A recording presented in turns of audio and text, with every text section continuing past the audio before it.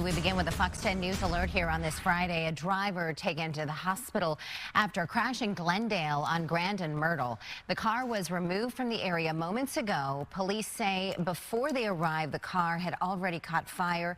You saw the stretcher there hauling someone to the hospital. And there's a look at the vehicle in very bad shape. The flames were out when officers arrived. The driver trapped inside that vehicle you just saw. Crews had to, really rescue him and likely use the jaws of life, this big tool to kind of tear that door open. The extent of the victim's injuries are not clear. The other vehicle is a flatbed truck.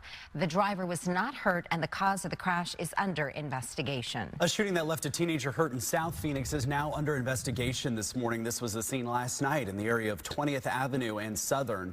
Police say officers were called just around 9:30 last night. His injuries were not considered to be life-threatening. There are no possible suspects at this time or what led up to the shooting. We're also learning 2 people were hurt here. A gun appears to have accidentally went off inside of a West Valley marijuana dispensary. It was last night near the Loop 101 in McDowell. Tolleson police, they say a man was trying to get his wallet inside the shop and he inadvertently fired the handgun that he had there. The bullet fragmented and hurt 2 other customers in the side. Their injuries are not considered to be life-threatening. The man fled the scene before police arrived.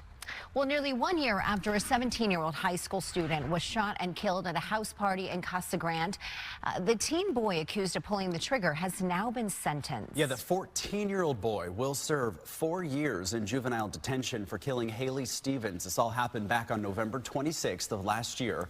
Haley, just a month from graduating, was tragically caught in the crossfire and shot in the head. The teen gunman from Coolidge was just 13 years old at the time of the shooting. He will stay behind bars until his 18th birthday. He was not able to be tried as an adult under Arizona law. We spoke with Haley's best friend, who was with the 17-year-old when the shooting broke out.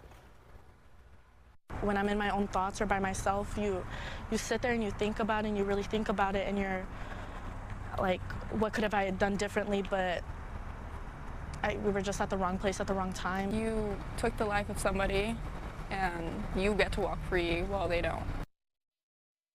As we mentioned, she was just a month away from graduating. She wanted to attend Arizona State University and planned to try out for the cheer team. Family and friends plan to gather 1 week from Saturday for a balloon release to mark the 1-year anniversary of her death.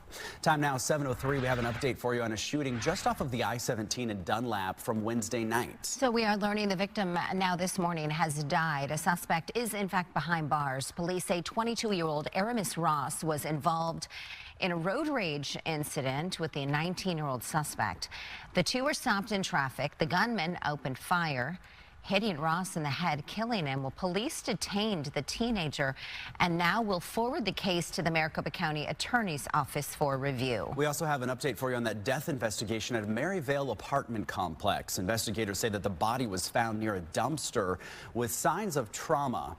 This was at the apartment complex near 55th Avenue and Indian School Road. The Maricopa County Medical's Examiner Office is now investigating what led up to that person's death. We are learning some new information this morning and the cause of death of a Wells Fargo worker in Tempe. This story making some national headlines. Back in August, 60-year-old Denise Prudhomme was found dead at the office near Priest and Washington, a full 4 days after she clocked into work. The Maricopa County Medical Examiner's Office finding that she died of natural causes, calling it, quote, sudden cardiac death.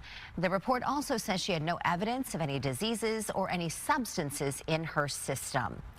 Turning to now the crisis at our southern border. We have learned that Governor Katie Hobbs is planning a trip to the border in Nogales next week. Her office says the governor plans to make an announcement about the state's efforts to combat drug trafficking and secure the border. Hobbs will be joined by Border Patrol officials, Arizona law enforcement, and leaders from Nogales. Grand Canyon University receiving a big win here in its legal battle over the private Christian school's nonprofit status. The U.S. Court of Appeals ruling unanimously that the Department of Education used the wrong legal standard when it rejected the university's conversion to a nonprofit.